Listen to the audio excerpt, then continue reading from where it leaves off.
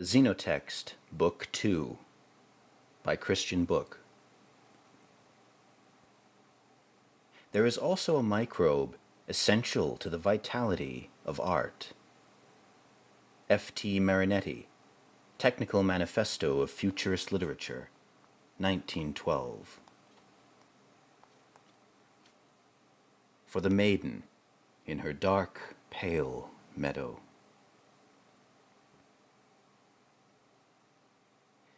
The extremophile.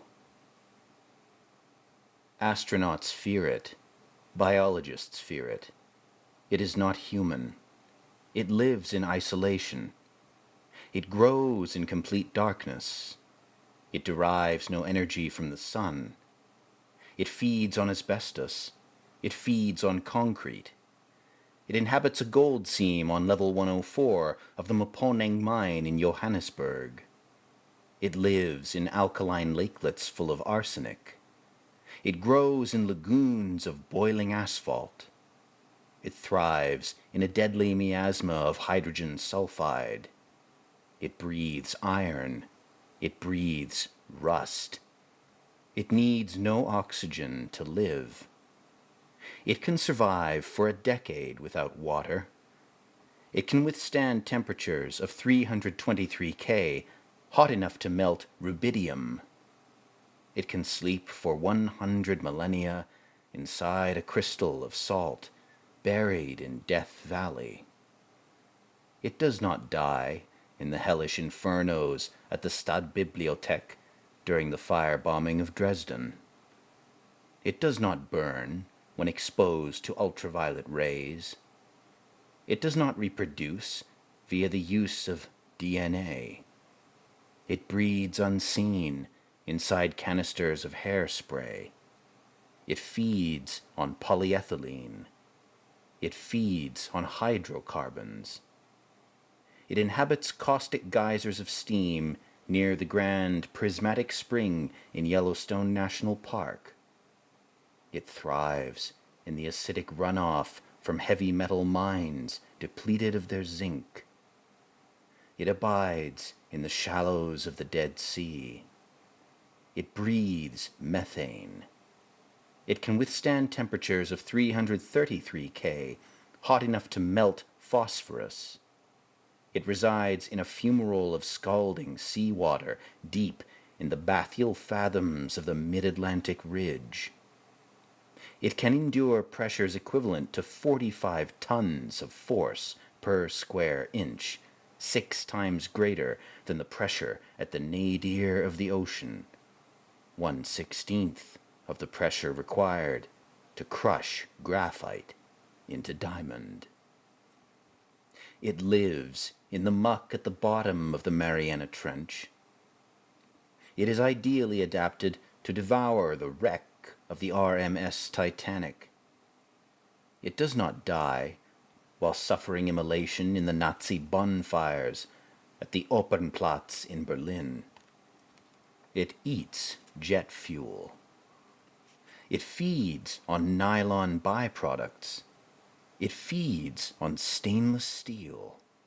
It inhabits an extinct volcano in the xeric waste of the Akatima Desert, where the rain falls only once per century. It dwells in a tide pool of battery acid. It blooms in a barren salina 10 times saltier than the sea. It breathes hydrogen. It resides in micropores of superdense granite crushed down 3,000 meters below the bedrock of the earth.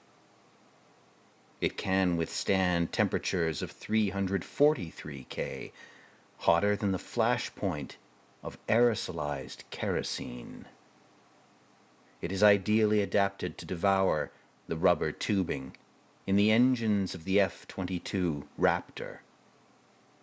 It does not die in the explosion that disintegrates the Space Shuttle Columbia during orbital re-entry. It does not die among the tornadoes of hellfire raging unchecked in the oil fields of Kuwait during the Persian Gulf War. It gorges on plumes of petroleum venting from the wellhead of the deep-water horizon. It eats arsenic. It eats uranium. It resides inside the core of reactor number 4 at Chernobyl. It thrives in the topsoil of battlefields contaminated with toxic doses of lead. It thrives in hydrochloric acid. It can withstand temperatures of 373 K, hot enough to boil the water in its own cells. It is ideally adapted to dwell inside the steel drums of radioactive waste, now entombed at the Yucca Mountain Repository. It lives in the stratosphere. It can survive exposure to the vacuum of outer space. It can survive the effects of G-forces more than 2,000 times greater than the surface gravity of the Earth. It is the only known organism capable of exceeding speeds of Mach 1. It does not die in the furnaces reserved for the satanic verses after the fatwa issued by the Ayatollah of Iran. It can, in fact, repair damage to its own genome so fast that its DNA never mutates. It never changes. It never evolves. It devours plutonium. It can endure long-term exposure to acids that eat away at human flesh. It can withstand temperatures of 383 K, hotter than the polar zones on the planet Mercury. It can hibernate for 500 millennia in the core of a snowflake, deep beneath the permafrost of Siberia. It awaits discovery in the abyssal fathoms of Lake Vostok, 4,000 meters below the ice of Antarctica. It survives direct immersion in liquid nitrogen. It survives 1,000 times the dosage of gamma radiation that can instantly kill a human being. It is ideally adapted to eat hot graphite in the ruins of Unit 2 at 3 Mile Island. It resides on the surface of a heat shield in the clean room at the Jet Propulsion Laboratory. It is fossilized inside the Murchison meteorite. It does not die in the conflagration during the collapse of the World Trade Center. It does not die in the crucibles of Treblinka. It resides in a soda lake whose pH levels equal the alkalinity of lye. It can survive superheated blasts of steam for 10 hours inside autoclaves used to disinfect surgical scalpels. It can withstand temperatures of 393 K, hot enough to melt sulfur. It can lie dormant for 40 million years, hibernating inside the gut of a honeybee shrouded in a jewel of amber. It evades its predators by hiding in the firmware of the Intel Pentium 3 microchip. It propagates itself through the use of networked computers. It can pass itself off as a thought inside the human brain. It can survive direct blasts of cosmic rays from solar flares. It is, in fact, the only known organism to survive being shot point blank by the proton beam in the U-70 synchrotron. It does not die in the incineration of Hiroshima. It does not die in the planetary firestorm after the impact of the Chicxulub meteor. It does not die. It survives. It persists. It resides inside the robot scoop of the Viking 1 lander during tests for perchlorates on Mars. It can live through exposure to supercoolant temperatures at the brink of absolute zero. It can hibernate for 250 million years, living as a spore encased in a halite nodule found in the Carlsbad Caverns. It can withstand temperatures of 423 K, hotter than the nose cone of the Concorde in supersonic flight. It can endure multiple meteor impacts. It can endure multiple atomic attacks. It lives nowhere on Earth, except in one petri dish of agar-agar, locked in a fridge at a level 4 biocontainment facility. It is totally inhuman. It does not love you. It does not need you. It does not even know that you exist. It is invincible. It is unkillable. It has lived through 5 mass extinctions. It is the only known organism to have ever lived on the moon. It awaits your experiments. Extremophile, the little poem too proli to expire. The Crown of Venom. A nocturne for Eurydice, for the maiden in her dark, pale meadow.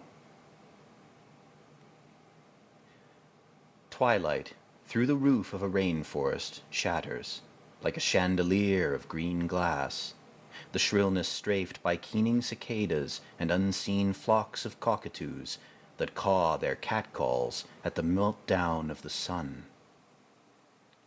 Dimming of the day bronzes a pathway that we follow, under vaults of bouillon, down a terraced stairway to this canyon of warm mist, where a waterfall loiters draped in a grotto like a soaked sarong.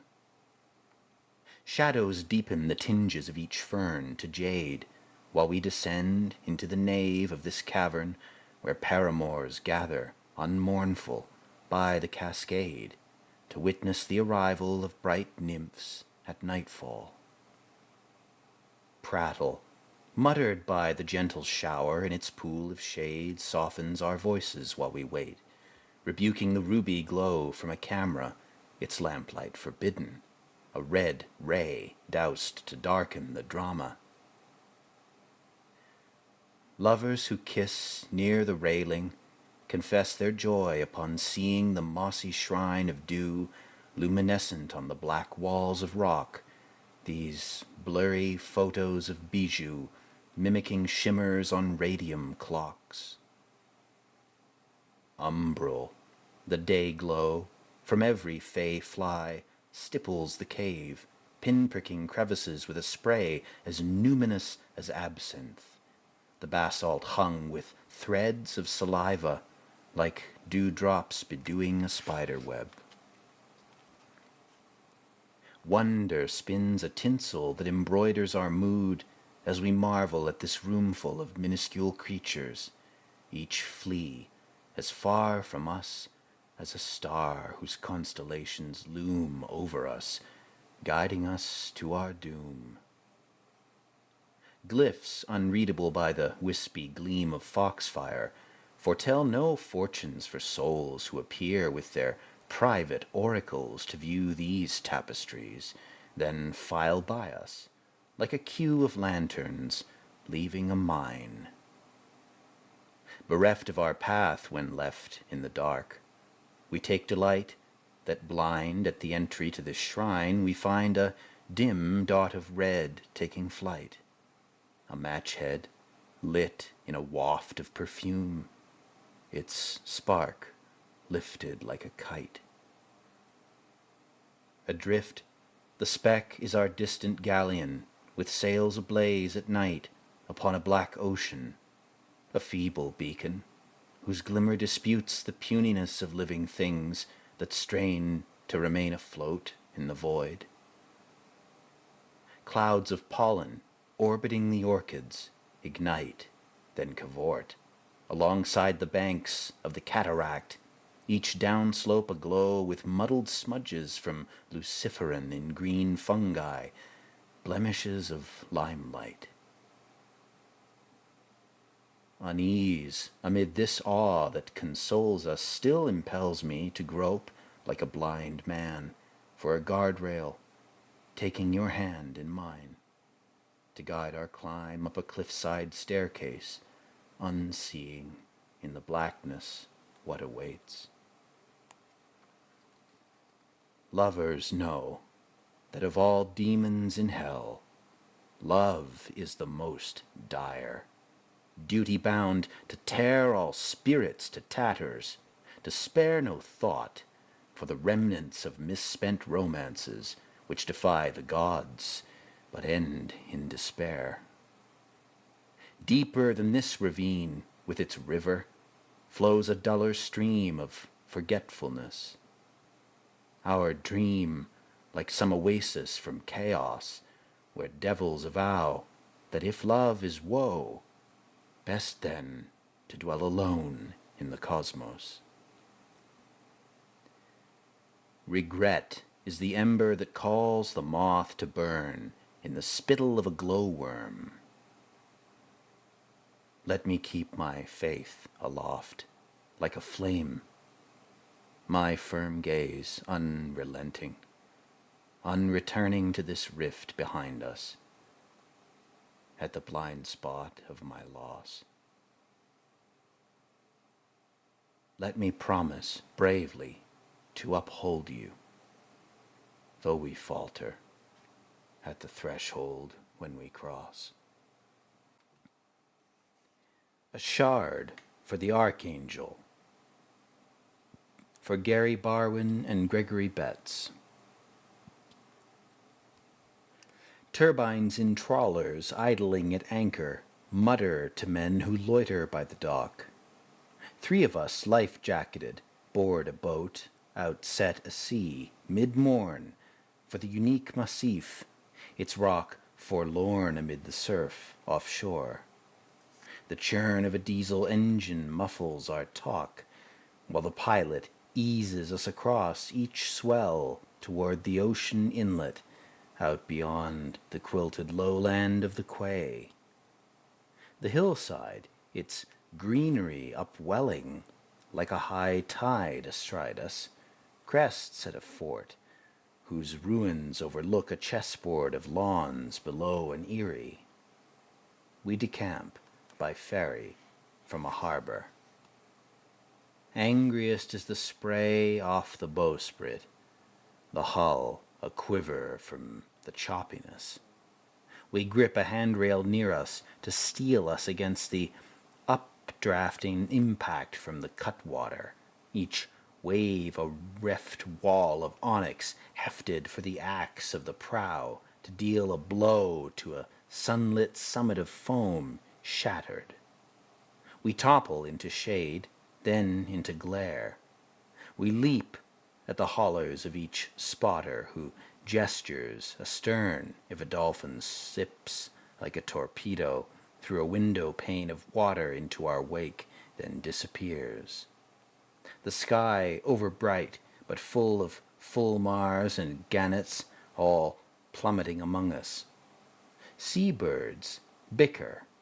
They circle and alight upon the froth, then bob like coracles, their flotillas as unanchored as clouds adrift.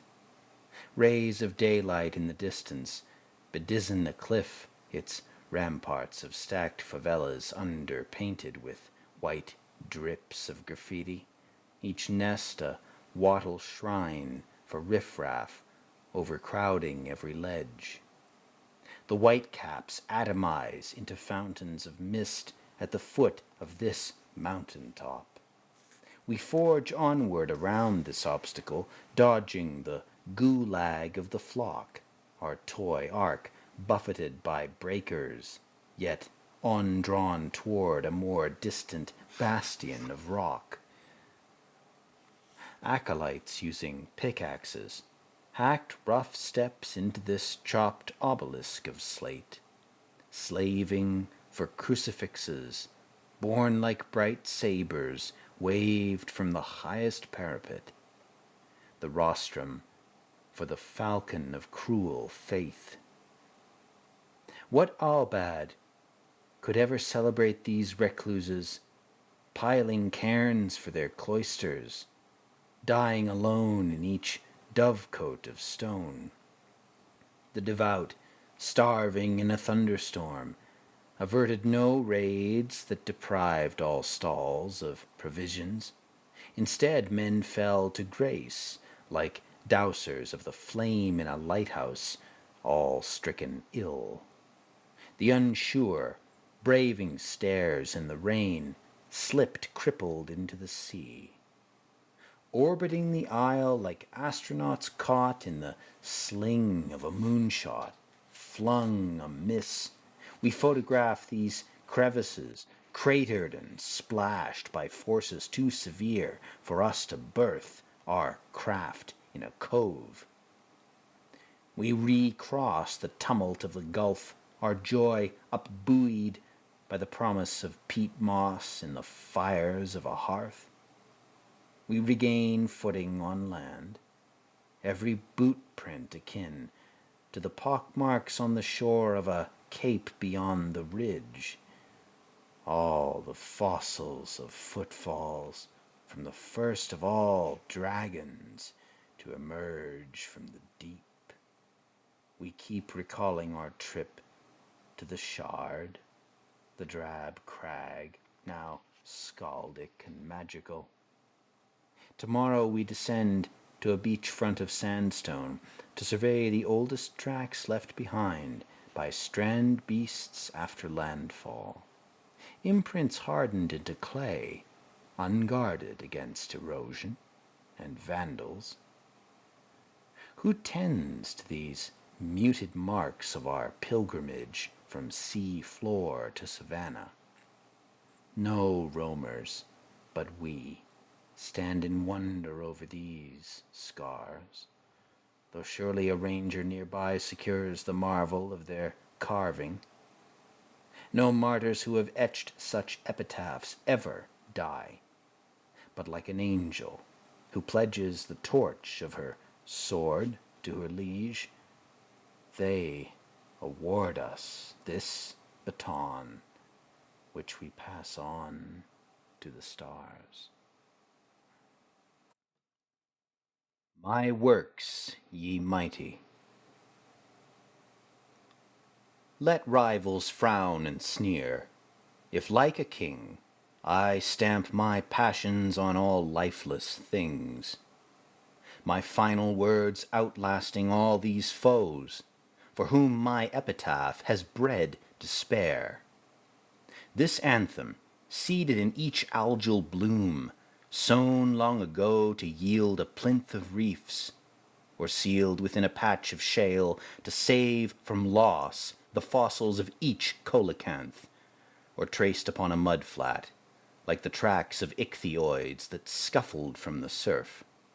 Each phrase a symbol pressed into a fern, safe kept within the coal beds of a marsh, or dipped in amber, like each damselfly whose twitches ended in a dab of pitch, or etched into the clay stone from a creek where phytosaurs inhaling lava thrashed. I reigned among the graves of Pithecines whose femurs broken lay upon the veld. My God, unmet, yet scrimshawed in a tusk to poach the gravid magic from a witch. Each totem chafed into the gabbro bluffs by bushmen born to hunt the thylacines. Each ochre stain begored, evoking droves of boars on frescoes in these humid caves, or styled in russet glyphs upon the frieze of cliffs along the miles of jungle growth, or daubed with fat and ash upon the walls of grottos where torch lit the horses leapt. These words a dirge among the megaliths, all lifted like my crown to ring the heath, my masterwork encrypted in these nicks and kerfs, incut on bricks from ziggurats. I signed cartouches, framed upon facades of plasterwork, ensconced in mastabas, then carved a sign upon the tortoise shell, which pyromancers flung into the flames. The slabs of mud, unbaked, until the mobs that sacked my palace set the tiles ablaze. The scrolls of vellum buried like a hoard of shekels, stockpiled near a lake of brine. The condor and the jackal, both displayed among the laneways raked into the plain. My battlements that spanned a hinterland to keep at bay the warlords of the steppe. My papal hymns, like psalms of seraphim who kissed the vaulted ceiling in a shrine. The secret things, unspoken by the bride, whose grin implied the ruses of a sphinx. I ruled astride two trunkless legs of stone, half sunk, obtrusive, in vast seas of sand. My shattered visage, like a mask that 4 colossi wore while staring from the bluff. My relics, left untouched inside the crypt beneath the subfloors of a humble school, or packed like keepsakes in my cylinder, interred below the fairgrounds of a park, or crated like ceramic shields, all stacked and shelved inside the salt cave of a mine. The organ pipes at Mass, intoning drones with treadles stuck for decades at a time, each tune in sync with cupronickel gears that clocked the kilo years inside my vault. The massive carving on the mountainside. Out for a walk, my darling. Be back soon. I roamed, alone, toward my cosmodrome of monuments in the barrens of the West, a zone where onyx blocks and iron spikes defended toxic tombs from future ghouls. The xenon atoms, strewn like dots of dew to form 3 clues upon a nickel plaque, each cryptograph enciphered like a gene that masterminds implanted in a germ, or etched like microfiche upon the sheet of glass which stored and soared aboard my satellite, or mapped inside the disco balls of brass which spun in orbit for 10 million years. The boot prints in the moon dust at the site, where rocketeers unfurled my oriflame, my doom book, stashed inside a supercar whose dummy pilot drove around a star. I wrote refrains, ingrained in metal moons that oversaw from space a storm of rust.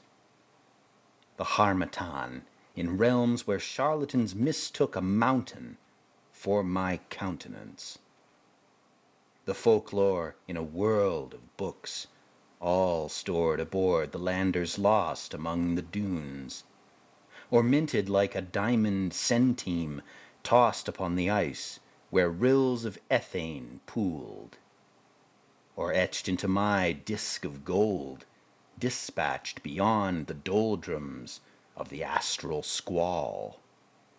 My sketches of 2 nudes upon the plates held fast to probes outcast from paradise. My thrill for 80 seconds, from the flash of static heard but once, then never since, a supergiant, dimmed as though eclipsed by shadow plays, backlit against its blaze. I raised my mighty screen around each sun, to bend these beams of daylight to my will, the stars displayed as though by demigods to draw the shapes of either swans or lyres, each galaxy a wreath immersed in flames, bequeathed to me to rest upon my brow. The trumpets of my fame, as loud as floods of space-time from the brightest abattoirs, all super clusters hauled like cinder blocks to build a wall which framed my universe. The faint hello in shock waves from a glow of pride, subsiding since the birth of time. Behold, the poets who have yet to prove their lastingness resent what life contrives, insisting that their jeers are more sublime than endless deserts, seized by me for art. Alas, these peers who strive to know me fail, unless they first surpass what I have dreamt.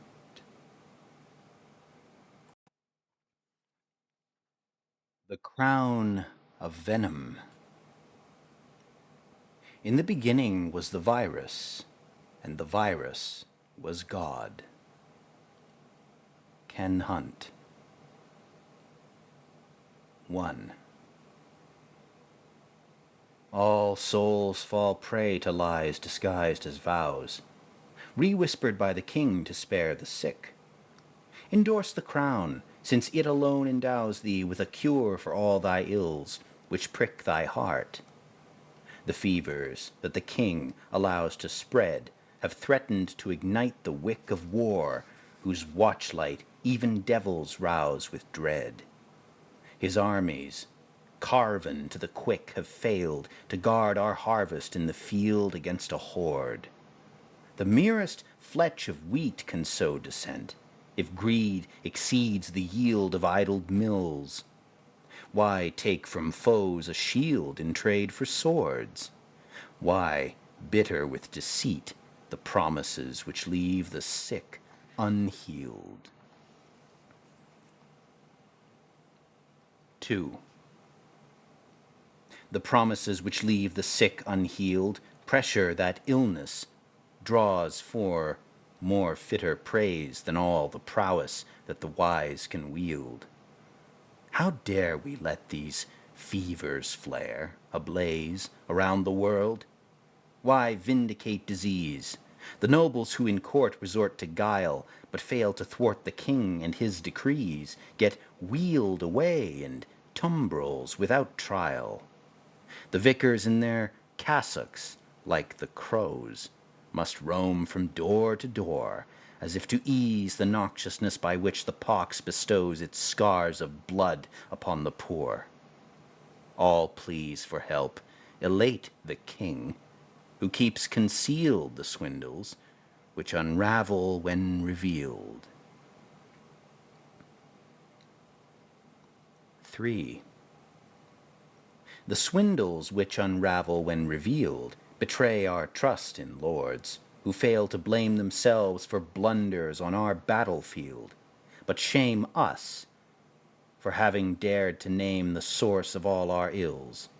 The vermin sold in hutches while alive, the butchers bear some likeness to the wretches in the hold of every ship, plague-ridden with despair, the bats that flit inside their bamboo cage, the rats that nip their snares in fits of rage, the prisoners who wear upon their brows the cross of soot, must kneel upon the stage at court, then beg for farthings as a wage.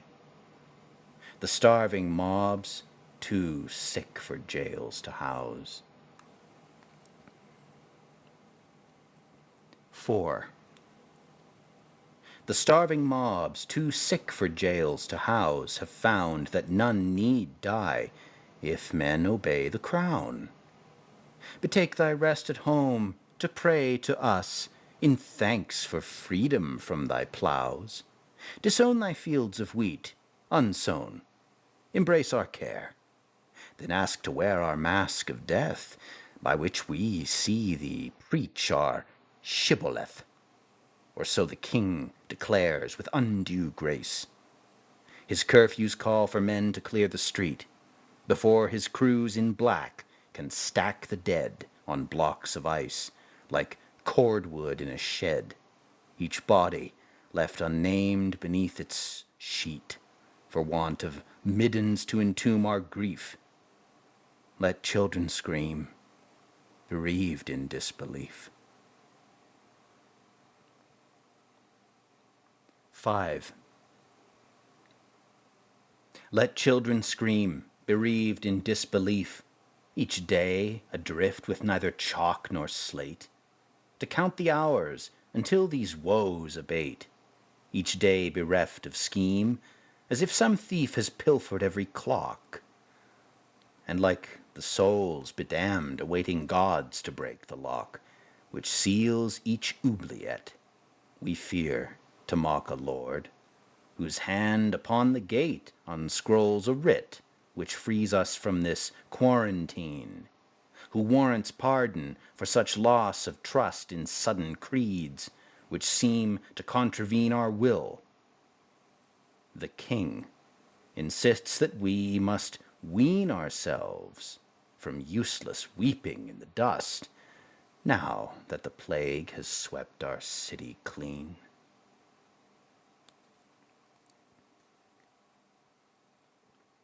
6. Now that the plague has swept our city clean, the crown imbues all laws with hues of art. Convene thy crowds, but keep 10 feet apart, and march in lockstep with each tambourine for 14 days, to prance away thy fears. Our words no longer suit the songs of life, but mute the cries that lend a voice to strife, each flute unheard, both by the profiteers and by the sonneteers alike. These rules of verse bequeathing to the king the tools to spur his gangs, which feed the guillotine. The riots, soaked in fuels, reducing schools of art to ash, have stoked the pride of fools. The vandals, burning poems deemed obscene.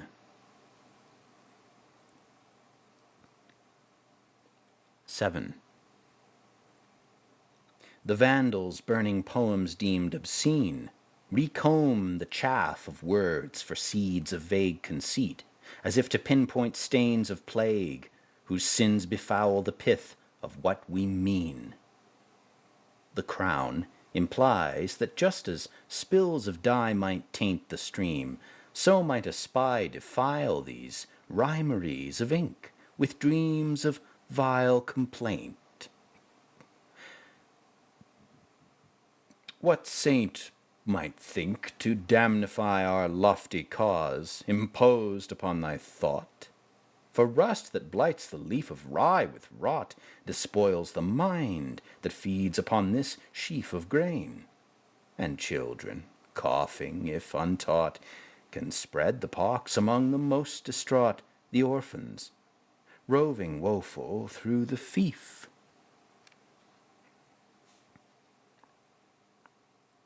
8. The orphans, roving woeful through the fief, beseech the king for alms that must indebt these children to his cause. And yet we fret that when such waifs repeat his leitmotif, they link their arms and skip about in rings around a flame while chanting roundelays, then swoon upon his rose beds in a daze, like wilted posies, drenched by festive springs, each torch a fever quenched, as if dismissed by mystic spells. Who blames the arsonist for nurturing this blaze? All fortunes spent, all churches burnt, our injuries unkissed. And yet despite these ills, the waifs insist, let children wage crusades of ravagement.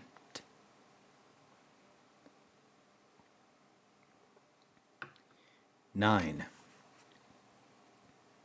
Let children wage crusades of ravagement, or so the crown proclaims, to all who doubt the cause to which the king has lent his clout.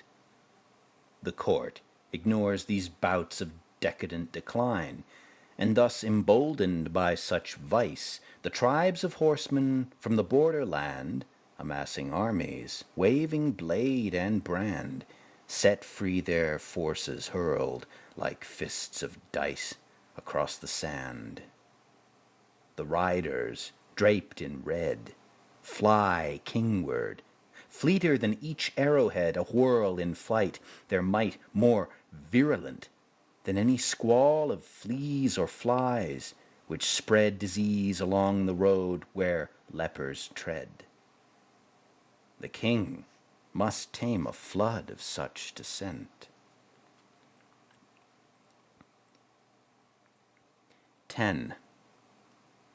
The king must tame a flood of such descent in regions where, beset by endless drought, his legions keep in check the most devout of foes, their thirst for death a sacrament. His white priest, hooded to the right, has sent a monk to greet the horde, whose royal scout in red rebuts this threat. And with a shout, the white knight, king-side in this regiment, sends forth his page more keenly as a spy. The horde deploys its queen to stand before the fort, and like a thrilled assassin, gore the king with arrows, just to watch him die. The gambit of a fool, in flames through war, the horror named in blood above our door.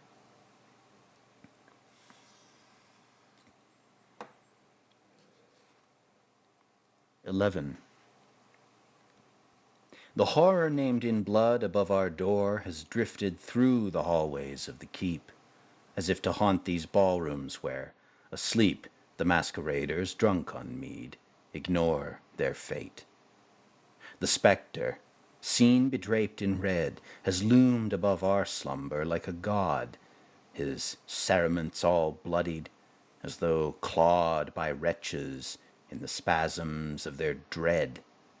The clock inside our sanctum strikes a bell which wakes us to the nightmare of his task, to yank from us our souls, and then unmask the emptiness by which we glimpse in hell the labyrinth of our host, a troubadour, who locks this maze to trap us at its core.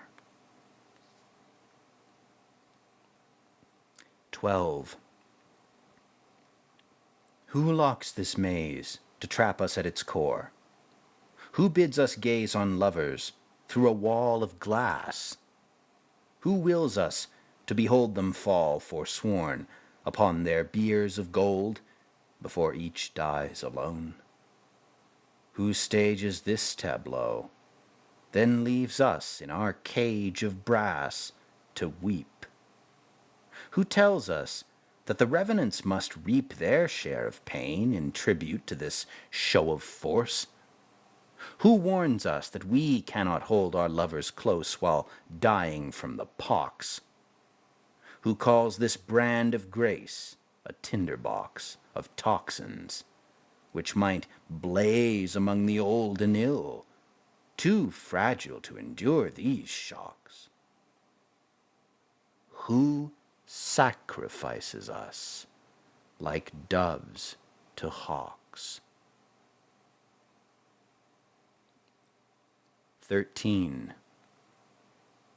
Who sacrifices us like doves to hawks, if not the knaves who jostle for the crown, their prize as sure as wisps of thistledown upon the winds that wear away the rocks?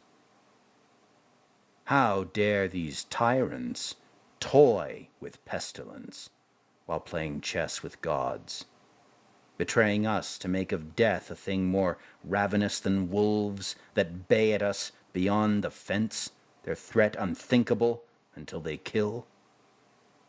How dare these tyrants warrant that the pox embottled like some jinn, cannot outfox their spell, despite their failure to distill a cure.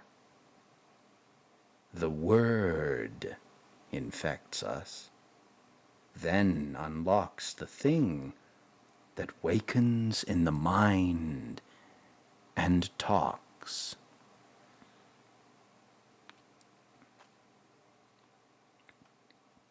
"14. The thing that wakens in the mind and talks has crept forth from a shipwreck in the snow, where storms blow fiercer than the afterglow from dying stars. The world awaits the flocks of albatrosses maimed in flight, each struck with arrows tarred with poison like the flu. The crewmen, frozen, miss their rendezvous with God. The astronauts in hell must pluck the moonlit lotuses which bloom on shores of frost. All souls who feast upon such spores of sable fruit forget themselves, then drowse, becoming something else, a beast that roars, a fiend that howls, like swarms of carnivores. All souls fall prey to lies disguised as vows."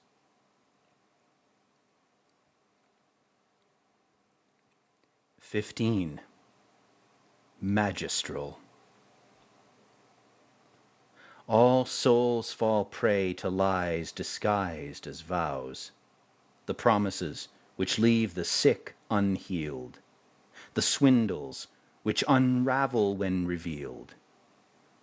The starving mobs, too sick for jails to house, let children scream, bereaved in disbelief.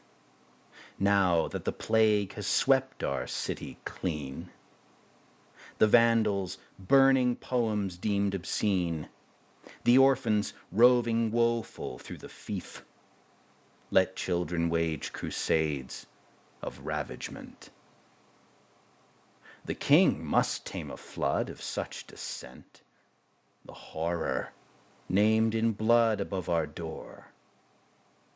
Who locks this maze to trap us at its core? Who sacrifices us like doves to hawks? The thing that wakens in the mind and talks.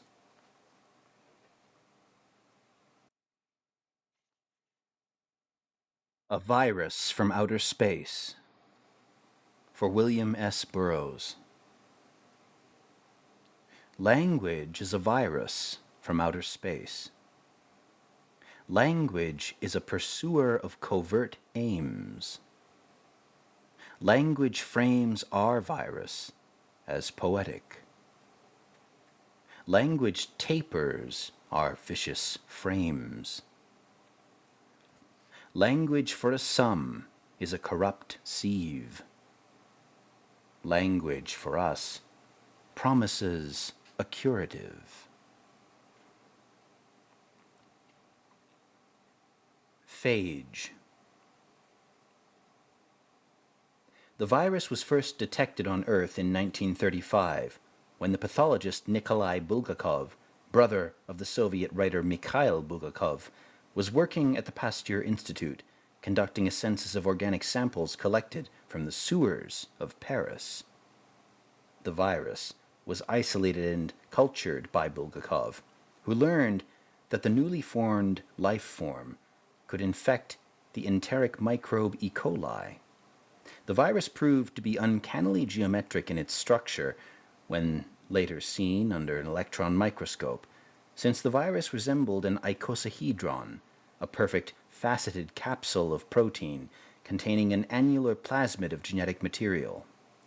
The virus could inject this package of alien genes into a host cell so as to commandeer the metabolic machinery of the infected organism, replicating the virus more than 1,000-fold, until the virus overwhelmed its host, finally killing it.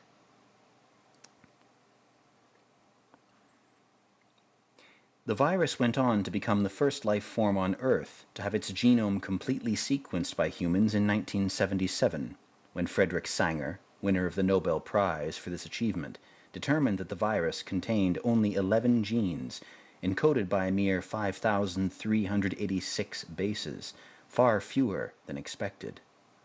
The virus seemed capable of compressing its entire genome into a short but dense chain of information by using overlapping, interleaved sets of instructions to encode more than one protein simultaneously within a single series of nucleotides. At the time, no biochemist could readily explain the origin for such efficient sequences of genes, all of which remained conserved unchanged for eons despite the selective pressures of mutation. A single change at any site within such a genome could compromise many functions of the life form, yet it thrived in the face of these threats.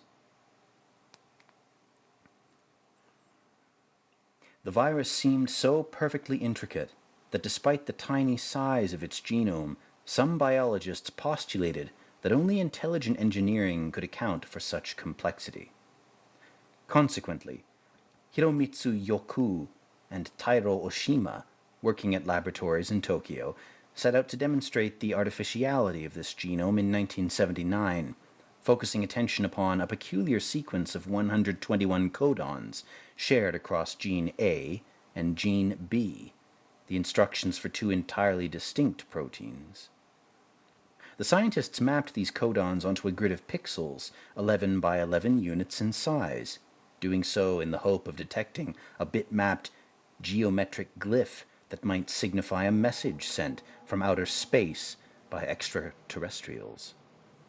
The researchers used 6 different but plausible techniques for deciphering this genetic segment, yet no intelligible mathematical imagery was disclosed in any of the resulting gridworks.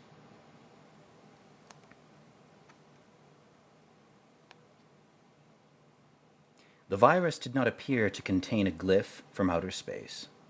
However, the scientist Hiroshi Nakamura revisited this research again in 1982, and he suggested that within the 11 by 11 grid, all the codons containing a triplet of identical oligomers, AAA, CCC, GGG, and TTT, could be connected to create a figure that appeared to correspond to the positions of stars in the vicinity of the constellation Bootes as seen from the planet Earth, leading him to speculate that the virus could in fact contain a star chart, a secret message indicating to its readership the stellar address of its author.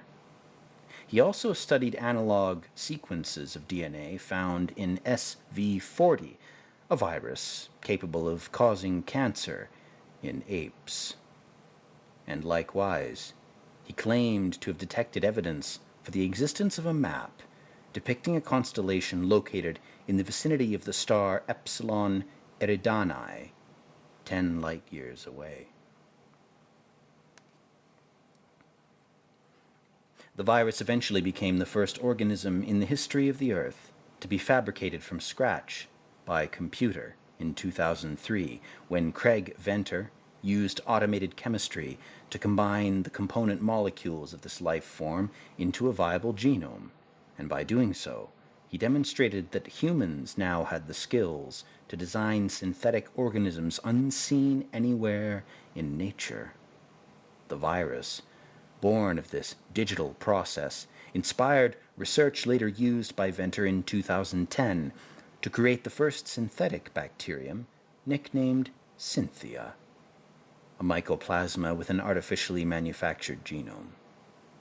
He watermarked this newly built germ by grafting into it a gene that enciphered a quote from A Portrait of the Artist as a Young Man: "To live, to err, to fall, to triumph, to recreate life out of life." He had thus preserved a sample of modern poetry in the first cells of an embryonic ecosystem. The virus continues to persist in the imagination of scientists who hope to exploit its parasitism in the fight against superbugs resistant to antibiotics. But despite the fact that this life form has occasionally fomented a kind of apophenia, resulting in a frantic pursuit for an encoded message embedded within its genome, humans have so far failed to read the signature left there by some recondite but invisible sentience. We have instead become the alien force whose rubaiyat we seek, since we can now transmit our own messages across stellar distances or epochal intervals by storing words durably within cells.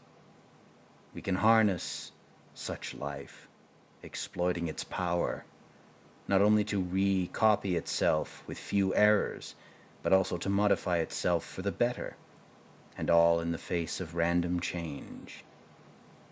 We are now on the verge of writing truly alive books, perusable only by other minds, orbiting other stars.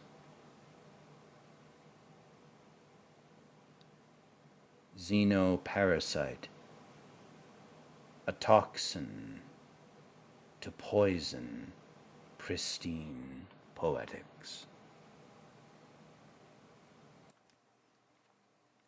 Postscript to the phage.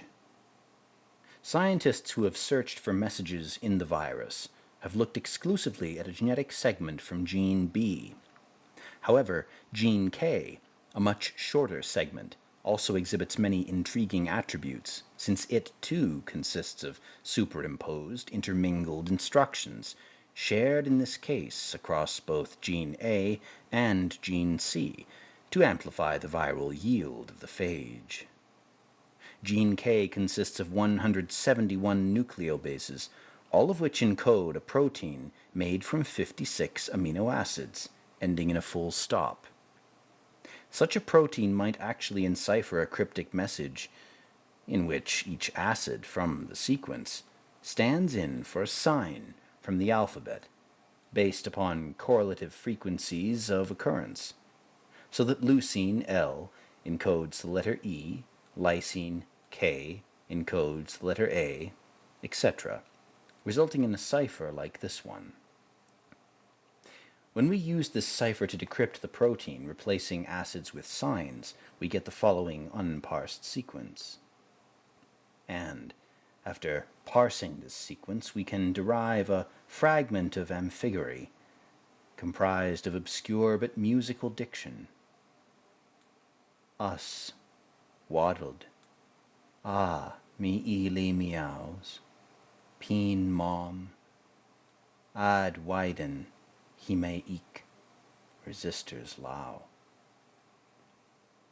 Gene K might enhance the infectiousness of the virus, so as to make more communicable a poem by aliens from Boots.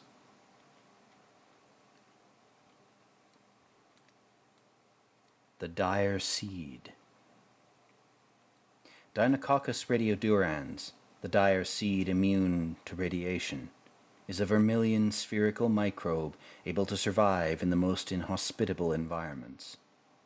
Such a bacterium can live in exsiccated barrens and irradiated deserts, surviving bombardment by gamma rays, even when exposed to the nothingness beyond the ionosphere. Each germ, 3.5 microns in diameter, can encapsulate up to 10 copies of its genome rather than just one, and with this level of redundancy, the dire seed can repair itself, suturing together fractured sequences of its DNA in less than 24 hours without mutating or expiring. No one knows the natural habitat for this microorganism, although biologists have found the germ in elephant dung from Bangladesh and in gneissic soil from Antarctica. The germ has undoubtedly colonized the entire planet, and yet we know nothing of its origin. Deinococcus radiodurans was first detected on Earth by accident in 1956 during the Cold War, when Arthur W. Anderson was conducting research for a laboratory at Oregon State University in Corvallis. Anderson was trying to see if extreme dosages of ionizing radiation from cobalt-60 could be used to sterilize tins of meat for durable storage, since the United States Armed Forces needed a means to preserve food for prolonged refuge in atomic bunkers, or for perennial travel in manned rockets.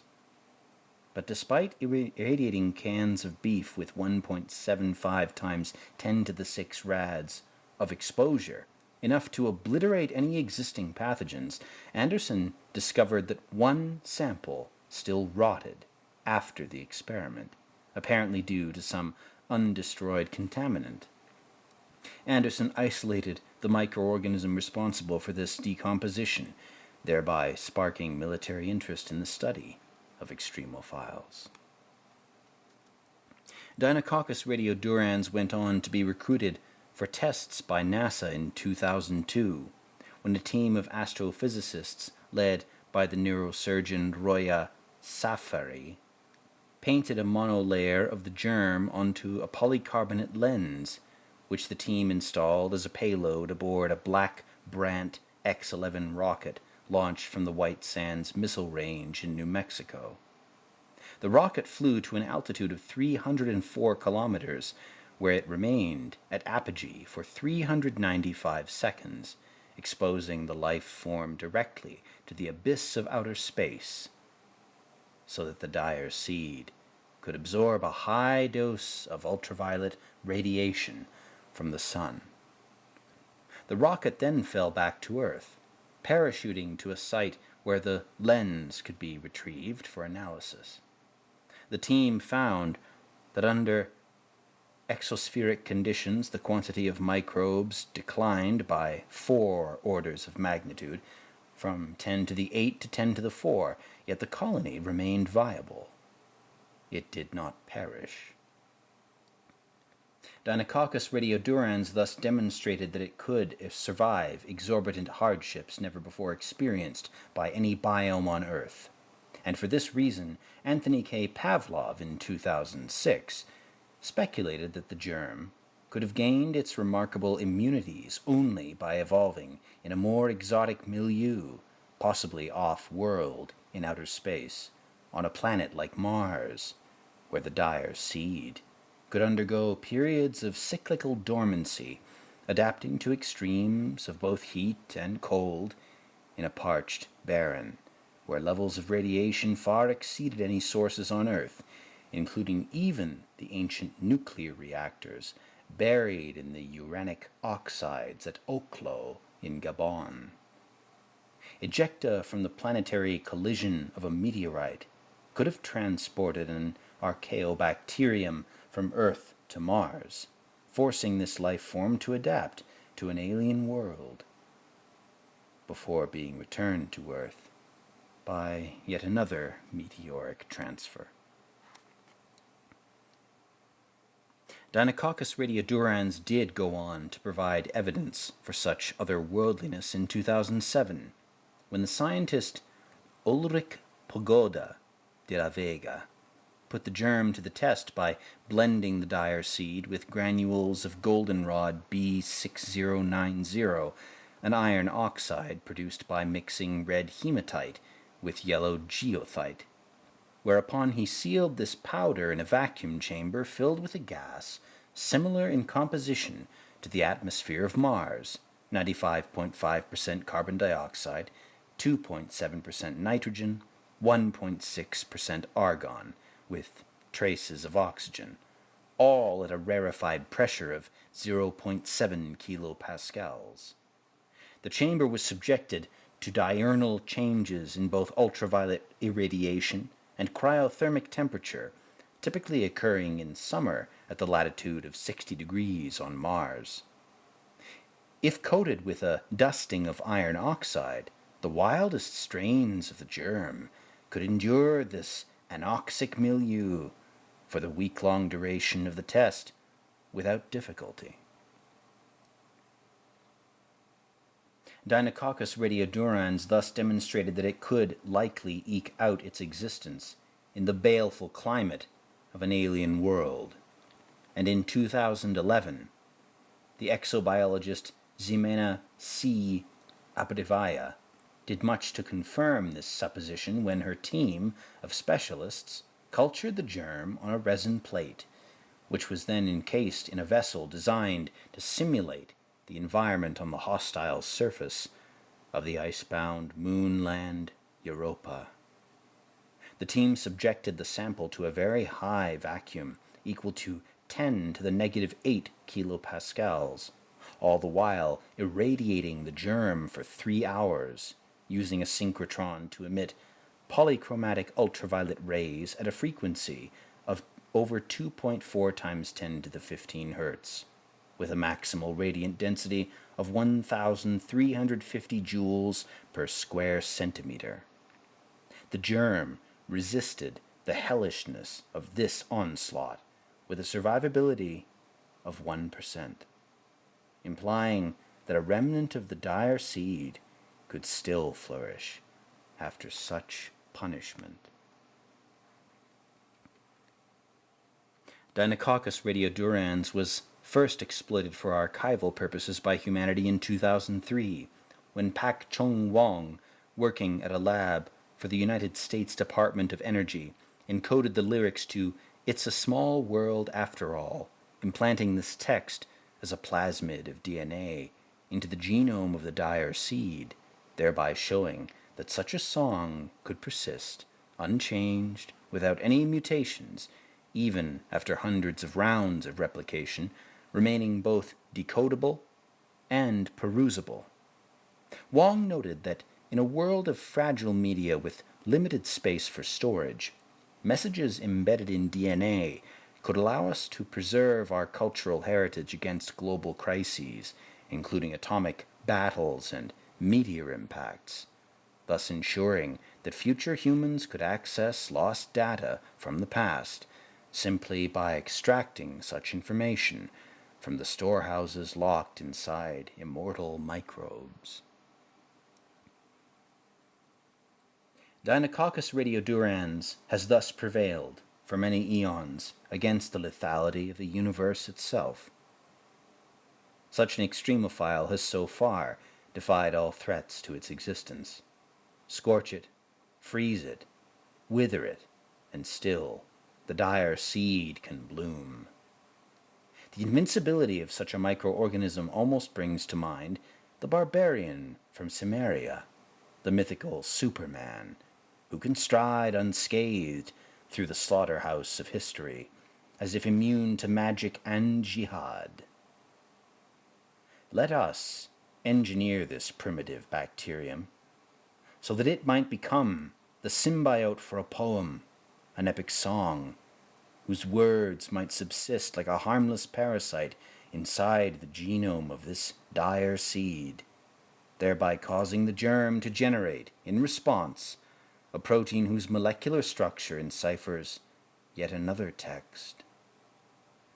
Let us build not only a durable archive for storing such lyrics, but also an operant machine for writing their echoes.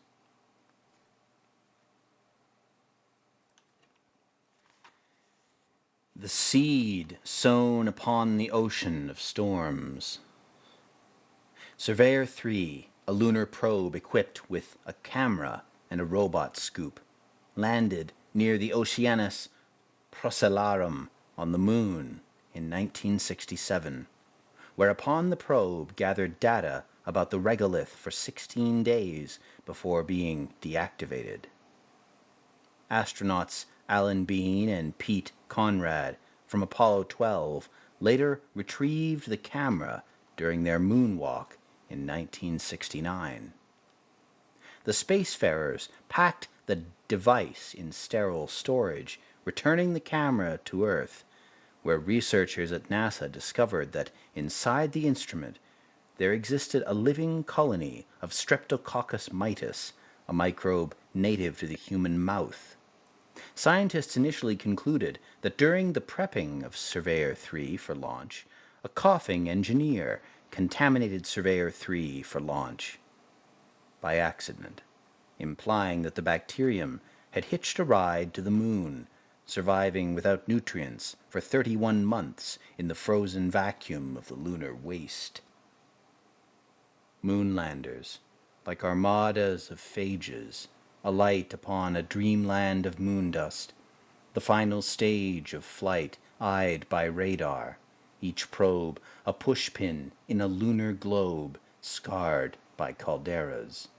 Lit by an arc lamp, radios mounted on tripods broadcast charred vistas from an extinct volcano.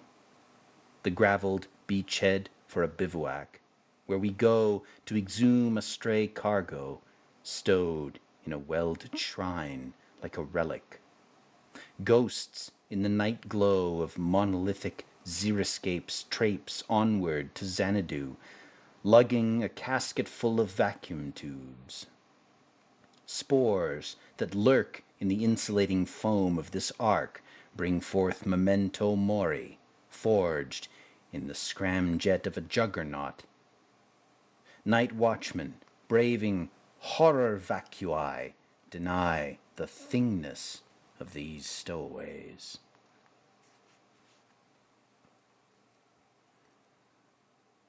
The Red Rain of Kerala. Kerala, a coastal demesne in India, suffered a burgundy downpour for 10 days in the summer of 2001, with rusty water falling from the sky in scarlet deluges. While at first thought to be the result of a windstorm, transporting either grains of red powder from the Libyan deserts or spores of red lichen from Indian forests, the granules in solution did not resemble such particles under microscopic examination. Instead, they looked more like biological corpuscles. The granules remained dormant at conventional temperatures, but when heated to 395 K, hotter than the melting point of plastic, vesicles appeared inside these granules, growing until such nuclei burst forth from each host cell, replicating without apparent recourse to DNA, thus leading to speculation that these cells were extraterrestrial in their origin, seeded into the atmosphere by a meteoric airburst.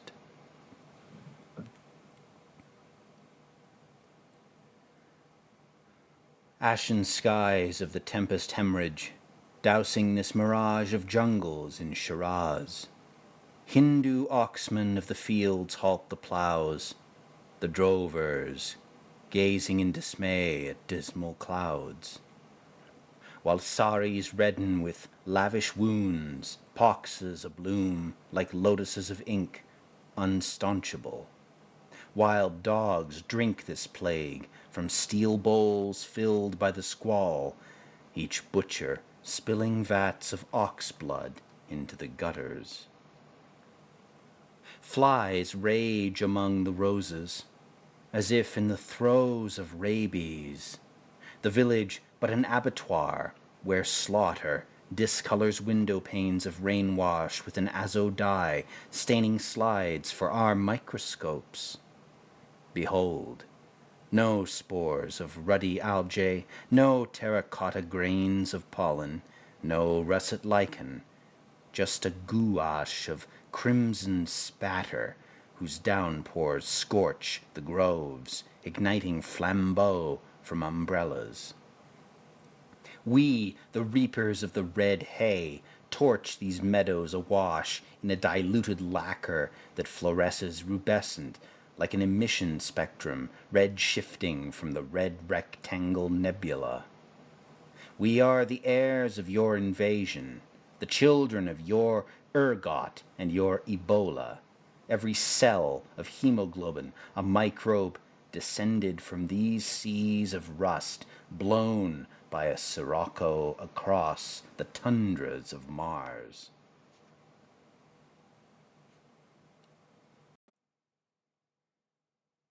A Sign in Space, for Italo Calvino. When I arrived at the maze of my code, I greeted visions of infinity, suiting no need.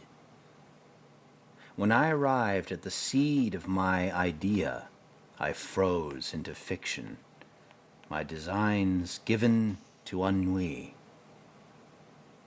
When I arrived at the star of my omen, I intuited one effigy, seizing vision encoded. When I arrived at the zone of my icon, I signed my graffiti to see divine eons united.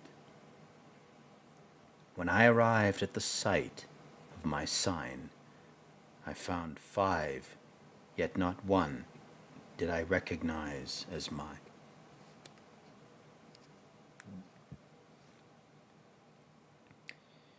The Xenotext. The fey imp in all living things. My lines posit a firefly, a holy mystery, a nymph who flits to wiry life in the fury of a found tale, now a fey moment. We let any fire drown my woe, this myth for the wild foe, this elegy of fey sorrow. We let any fire in great moans of misery howl a lyric at thy chosen kiss, a myth, wise with a holy mystery. I, who waken in my flame, ink my airy loss.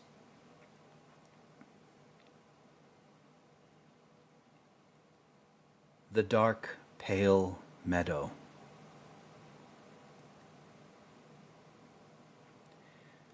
The dark, pale meadow burns aglow like snow on fire. This field of dew, where we bestrew our tears of woe. In hell we learn to wield no weapon but the lyre. The stars that burn our eyes whenever we aspire to fight in hell for love ignite the fallen snow. The dark, pale meadow burns aglow like snow on fire.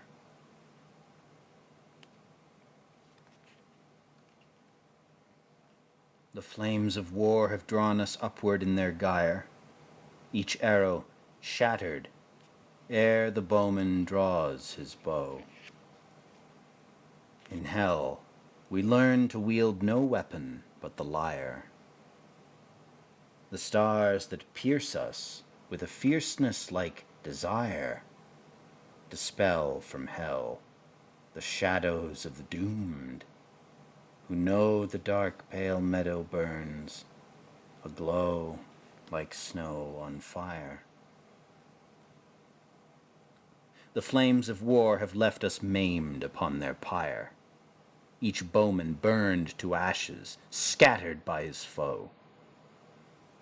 In hell we learn to wield no weapon but the lyre. The nightingales that sing our nocturnes like a choir escort us through these asphodels, as if to show the dark, pale meadow burns aglow like snow on fire.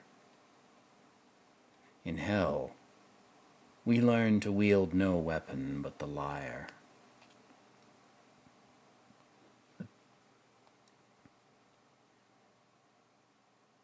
The Xenotext. Orpheus. Any style of life is prim. Oh, stay, my lyre. With wily ploys moan the riff of any tune aloud. Moan now, my fate. In fate we rely. My myth now is the word of life. Eurydice. The fairy is rosy of glow. In fate we rely. Moan more grief with any loss. Any loss is the achy trick. With him we stay. Oh, stay, my lyre. We wean him of any milk. Any milk is rosy.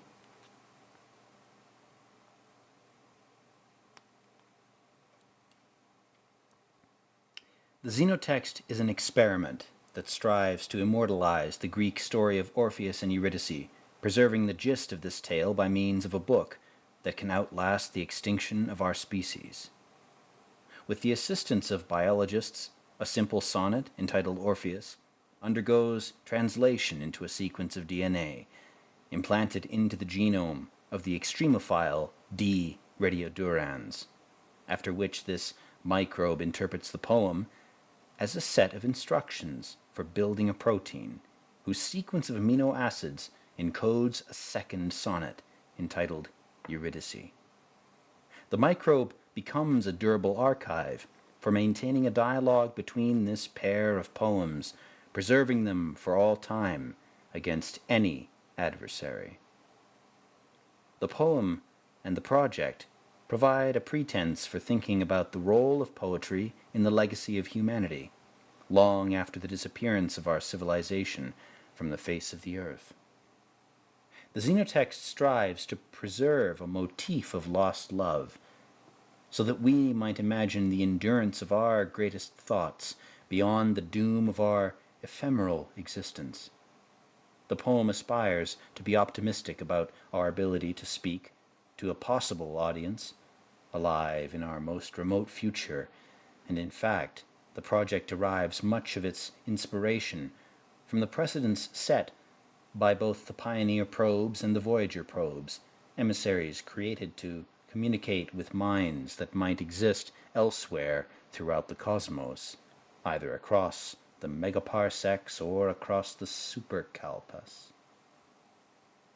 The project fashions this tiny poem so as to address a vast time, to speak not only to the atomic scale of a germ, but also to the eonic scale and epoch of a star. The poem aspires to outlive the routinely predicted demise of poetry itself, a demise upstaged in advance by perils far more epic than any text.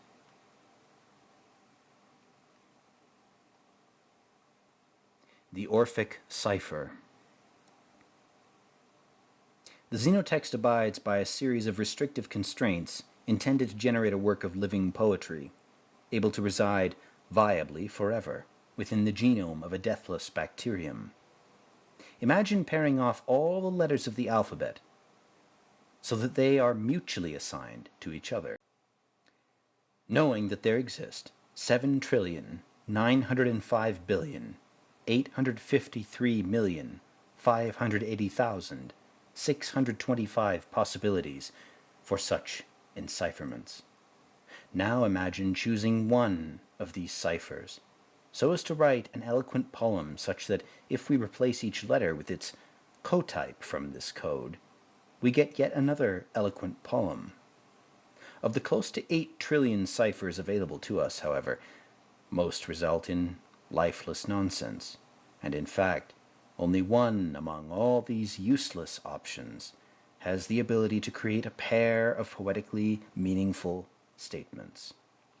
Hence, this code might come to reflect the fragile anomaly of life itself in our cosmos, where, so far as we know, only one example of a living system exists among trillions of barren worlds.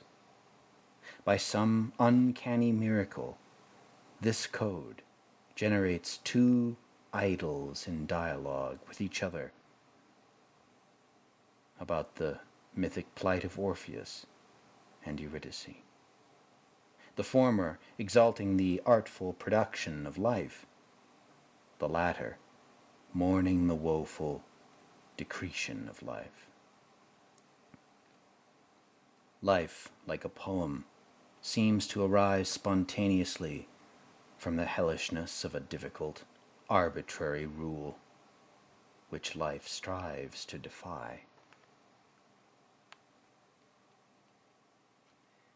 The Xenotext translates the poem Orpheus into a genetic segment, doing so by assigning a codon of DNA to each letter of the text.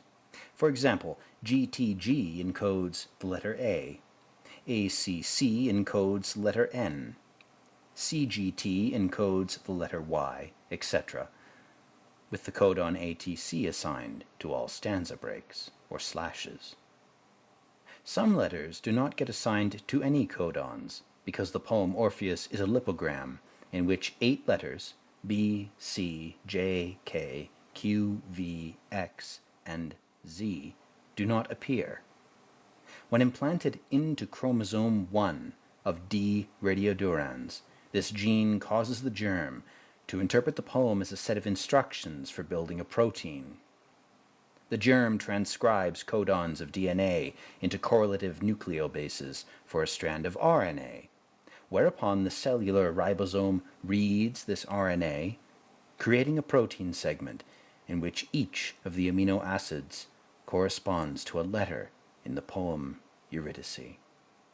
For example, valine, V, encodes the letter T.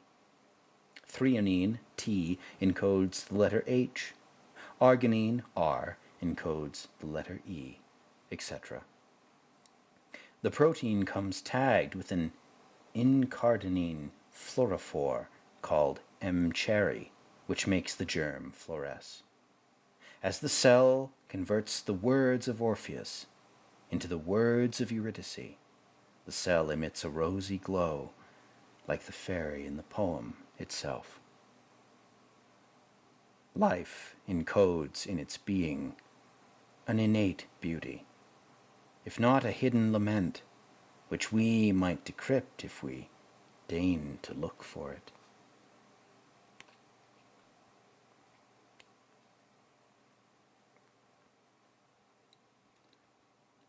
Gene XP13. Gene XP13 constitutes a genetic command implanted into chromosome 1 of D radiodurans. The sequence consists of 1,164 nucleobases representing 388 codons, beginning with the codon for the start command, ATG, and concluding with the codon for the stop command, TGA. The structure of this sequence has 2 primary domains, the first providing a set of instructions for creating the Xenotext, the other providing a set of instructions for creating M-cherry, a linker consisting of 4 amino acids, connects these 2 proteins together so that the poem might shine redly in the cell. Moreover, for the sake of validative redundancy, the sequence also generates a his tag of 6 histidine molecules, attaching this tag to one end of the Xenotext so as to make the resulting construct not only chemically detectable within the organism, but also chemically isolatable for analysis. The genome of D radiodurans exhibits a very high bias for the usage of codons rich in both cytosine, C, and guanine, G. Hence, gene XP13 has been optimized to accommodate these stylistical preferences of the extremophile. Life evolves into a wee god, upon whose altar we must burn our blood, our lucre, our grief, in exchange for a line of poetry.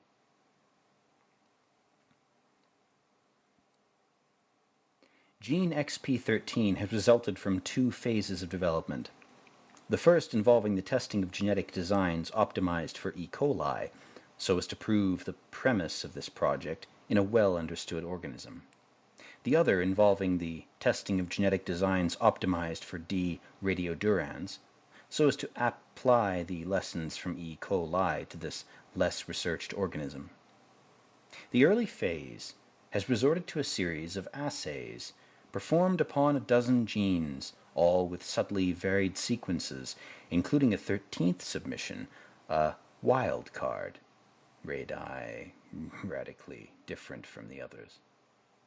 In each case, the gene uses a unique cipher to encode the poem Orpheus, while generating a durable protein able to fold into an inert state of isoelectric neutralness.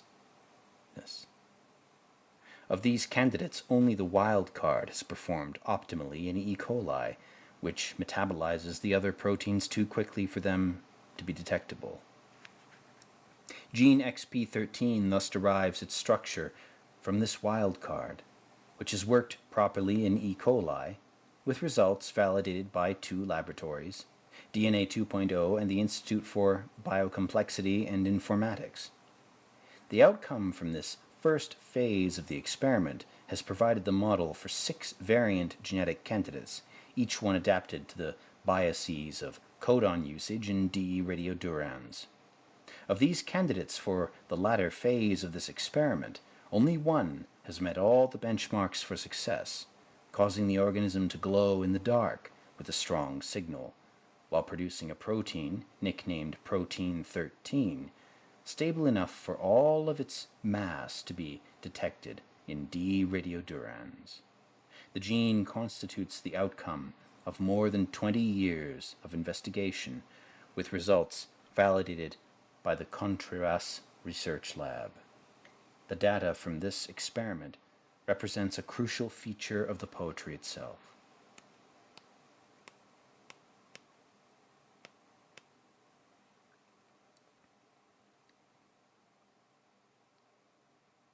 The Great Silence.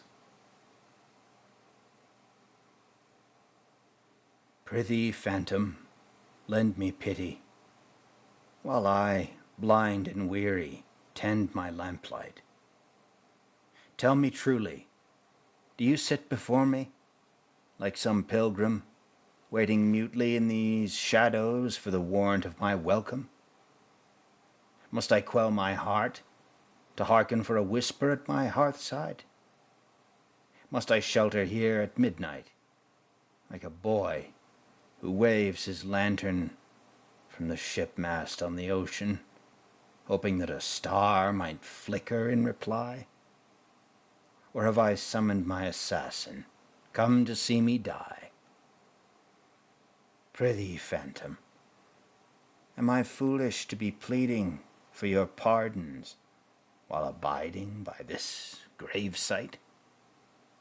Am I ghoulish from my hunger, lodging for a throng of chorists when instead of forests I scry only barrens where no song can flourish? Am I meant to take my lesson only from your muteness? Do you tutor me while songless in these tundras, where a brutal hunter seeks unseen to slay me for my flints and tinder? Do you eye me from an eyrie like a spy? Prithee, phantom, reassure me that my grieving has its witness. Tell me, must I be the first slave waking in a vacant death camp? Must I be this frail thing aching in a broken mousetrap? Dare I fathom what has yet to smite me, like some plague or famine, be it falling moons or blasted atoms? Speak! I sigh to break this silence. All these beacons lit to make me worthy to have earned a greeting. Do not let me burn, unknowing, if no others hear me say, Goodbye.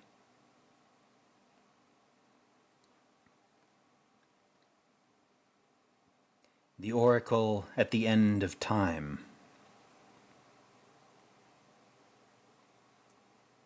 Stars, as pale as faint moths, devour the shroud of night, a swath of sackcloth burnt to shreds.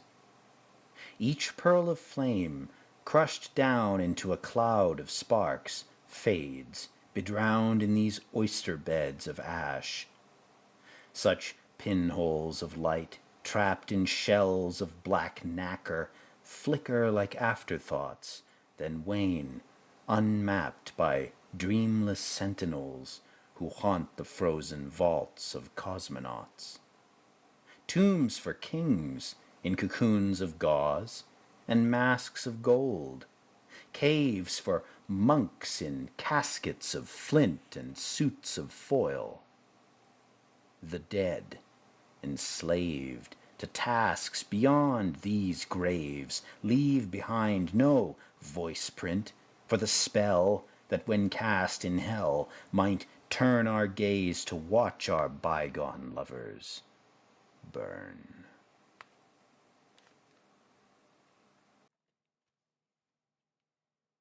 The perfect malware. Arks and zoos now harbor the remnants of our refrains.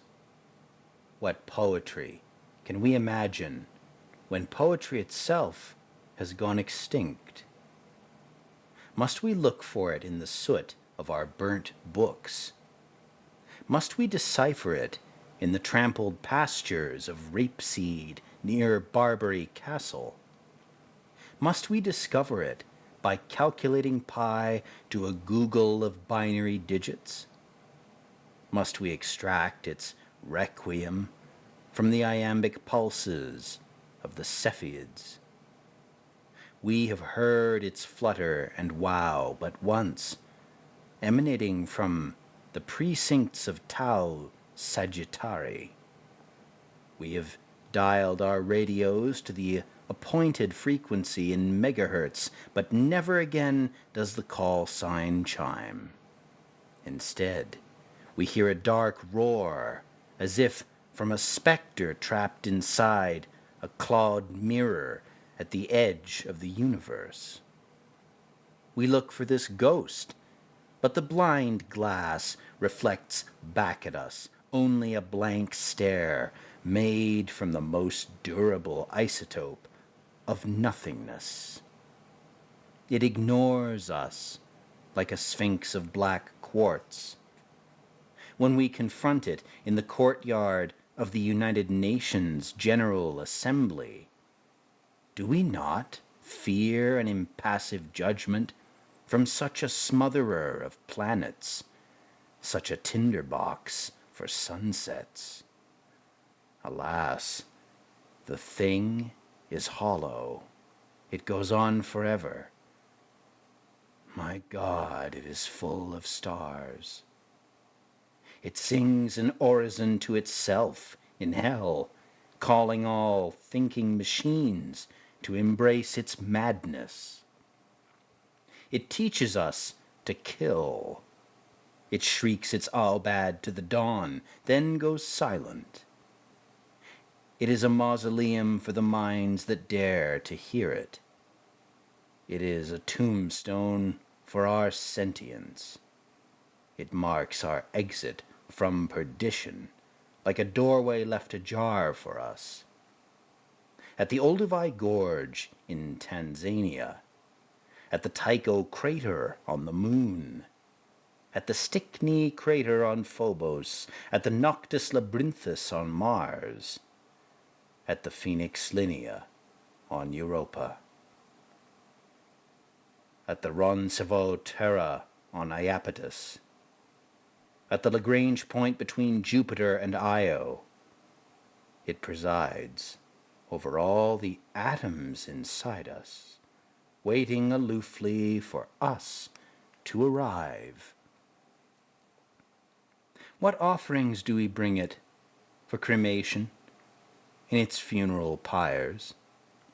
the word mir in dits and das, the digits 1 to 10, the atomic design for DNA, the pixel image of a human being, the sound of vaginal muscles tensing in ballerinas, the formula for ethanol, the kanji glyph for kampai, the doodle of a lungfish crawling from the sea, the symbolic units of logic,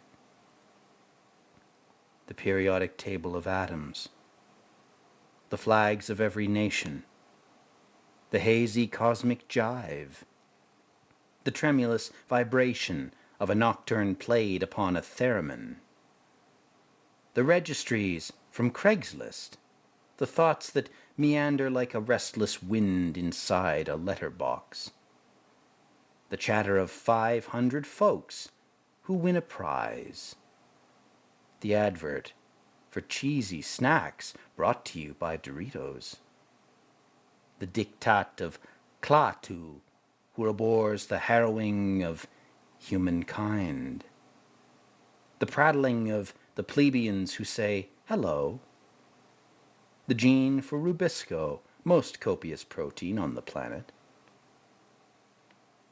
Must we bequeath to the darkness all the bright tokens of what we know? Must we greet each revenant in hell with good will, speaking whatever language can cast a spell upon such a ghost? Must a Naziphile from the Wehrmacht be the Virgil who salutes these shadows on our behalf? Must we retell the legend of our ascent from the yowling of the rainforest to the roaring of the spacecraft? Must we flip through the scrapbook, reminiscing over Polaroids of our excursions from the ovum to the void? Must we tour the ruin that the whale songs lament? Let us betray our sorrows through the play of syrinxes and dulcimers, of gamelans and violettas. Let us give away the brain waves of a woman who dreams fondly of her lovers. Let the death of verse be dated by the half-life of uranium-238, electroplated on a disk of gilded copper. Let us discover virelays in the midst of alien fires. Here, in the cyan veil of cellophane, whose evanescence resembles an arc of electricity seen through fumes of flaring propane. Here, in the pink mist engulfing the rosette, each petal spritzed with an indigo nimbus of dew. Here, in the waterfall, whose flute of champagne spills forth from the mill race on a cliff to decant itself into a cove of sea foam.